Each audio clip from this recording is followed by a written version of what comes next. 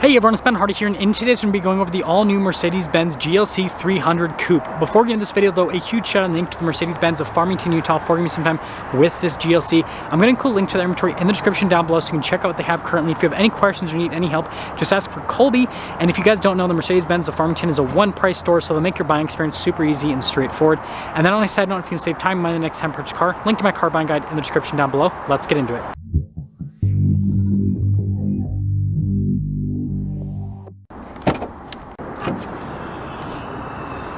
Under the hood, we have a turbocharged 2-liter 4-cylinder that goes through a 9-speed automatic transmission. Fuel economy is 20 around town and then 26 on the highway, with power outputs being 255 horsepower and then 273 pound-feet of torque. Before we go over the front end, I do want to mention if you can see more videos just like this, then I recommend you subscribe because I post content every single day. Starting with the hood, you guys can see we've got distinctive lines there on either side and then also on the far end, and then we have the little bitty Mercedes logo. Coming down below, you guys can see the distinctive grille here on the GLC. We've got the LED lights there with the daytime running lights wrapped around them. We do have parking sensors here at the bottom. Sorry about my shadow, but anyways, you can kind of see here with the front end, it looks pretty cool. Come around the side here, our tire and wheel setup is 255, 45, 20 in the front and then 285, 40, 20 in the rear. And then you guys can see the wheel design itself. It says the AMG style wheels with the silver on the top and the black below that. And then if you actually take a closer look, you can see Mercedes-Benz there on the brake caliper. And then taking a look at the side profile here, you guys can see there with the fender flares and then the trim there at the bottom as well. We do have some chrome there on top of the door handles, and now you can see the coupe design. And then here's our key fob for the GLC. You've got the lock function there at the top, the unlock, and then the opening here for the hatch.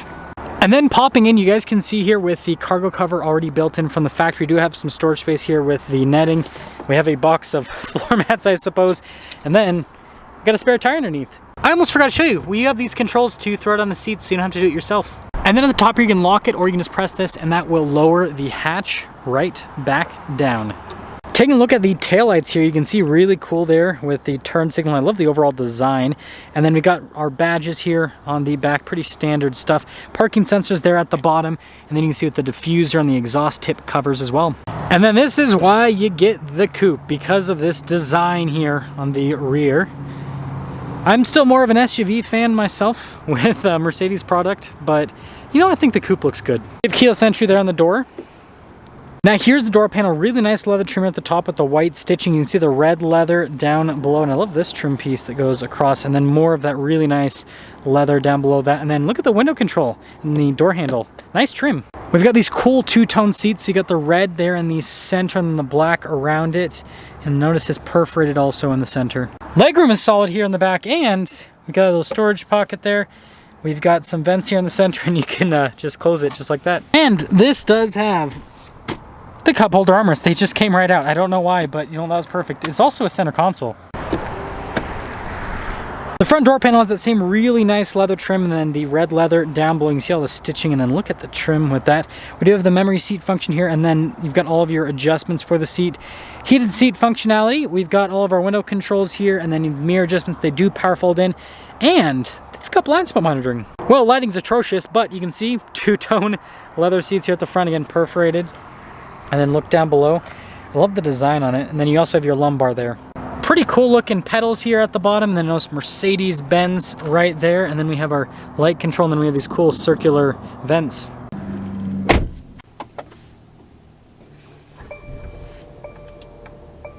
Full leather wrapped steering wheel here. You've got the darker stitching there and the center. Paddle shifters here on the back for that 9-speed automatic transmission. We have some controls here for the infotainment system, volume controls, phone controls, controls here for the center gauge cluster, and then you guys can see with the cruise control. Then we have our turn signal windshield wiper stock, and then we got our column shifter.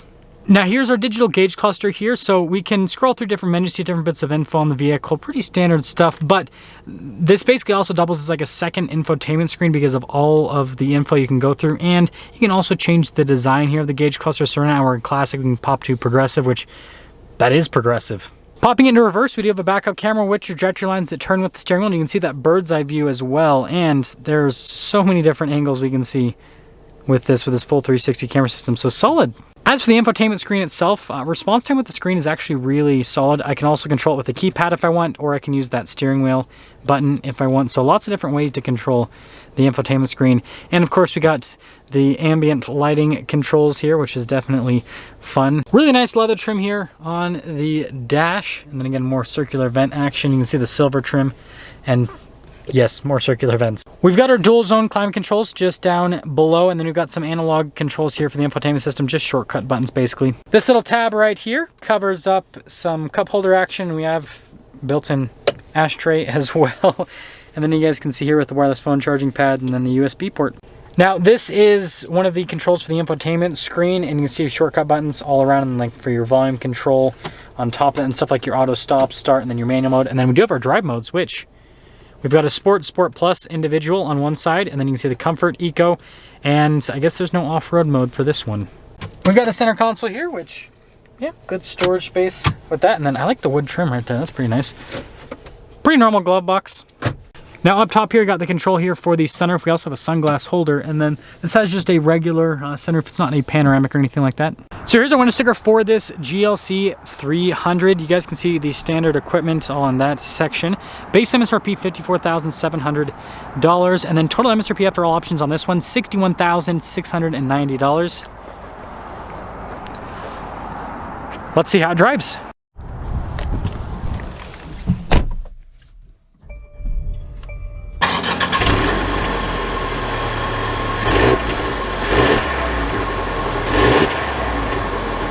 Well, let's talk about visibility before we set off. Here's your visibility over the hood. Both the mirrors do have blind spot monitoring, and throughout the rest of the rear. And we're just going to set right off. And you know, I'm gonna be completely honest, I didn't even know this thing existed until today. I thought that there was only like the Coupe vehicles for like the AMG models. I didn't know they made it for the non-AMG cars. I didn't even know they made a GLC Coupe, because I've never seen one. I've only seen the SUVs. You can see they've got a bunch of the SUVs. This is the only Coupe that they have. So I guess this is a unique car. I didn't know that before today. But I will say, I think that the coupe design looks really good with this because the proportions. Once you get up to like the E-Class, that's where it kind of, I don't know, for me personally, that's where it kind of feels weird because it's like so big. I know I'm focusing on the design a lot, but I mean the coupe design, that's a big thing. Suspension's really good going down that. That actually shows how comfortable this is. Now we're actually going to pop into the Sport Plus setting. We're doing a little bit of a shorter drive compared to normal. I have a crazy day today, so I gotta be quick with these reviews. But I've also driven the GLC 300 a few times, so I kind of have an idea of what it drives like.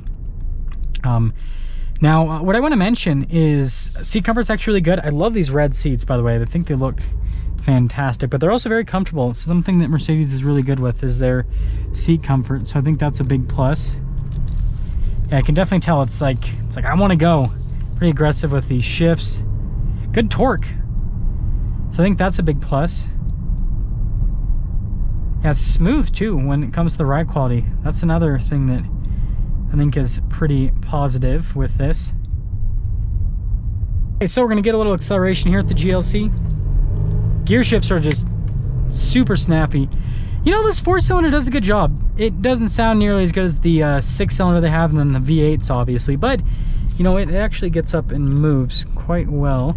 So we're actually gonna pop it into the comfort setting to kind of finish things off. I really like the steering wheel too. I think the steering wheel is great. Leather trim feels nice. And this definitely feels like small and lightweight. I think that's one of the big characteristics here with the GLC, is it's got this small, lightweight, fun feel to it. But to fully sum things up, I think the coupe design works with the GLC really well because of the proportions and the size of this. And that's just, again, personal opinion. Some of you guys might like, you know, the GLE coupes, for example, but that's just kind of how I see it. And I also want to see, again, with the suspension coming up this. Yeah, Mercedes is so good at building floaty suspension. Even on like smaller vehicles, their suspension still just handles really well. So yeah, I think this looks great. And I mean, I don't, I said Mercedes, now it thinks I'm trying to talk to it. If I were gonna get a coupe, I think it would be, like I said, I think it would be the GLC in terms of the size. And I don't know if I'd go for the AMG, honestly. I mean, the AMG would be fun, but like this just, looks cool, and it looks just like the more expensive ones, basically, but you're not spending nearly as much money, and that's appealing to me. Let me know what you guys think about this. That's gonna sum things up with our video on this GLC 300. Again, a huge shout out and thanks to the Mercedes-Benz of Farmington for giving me some time with this GLC. Check out the info in the description down below. Ask for Colby if you have any questions. I'll see you.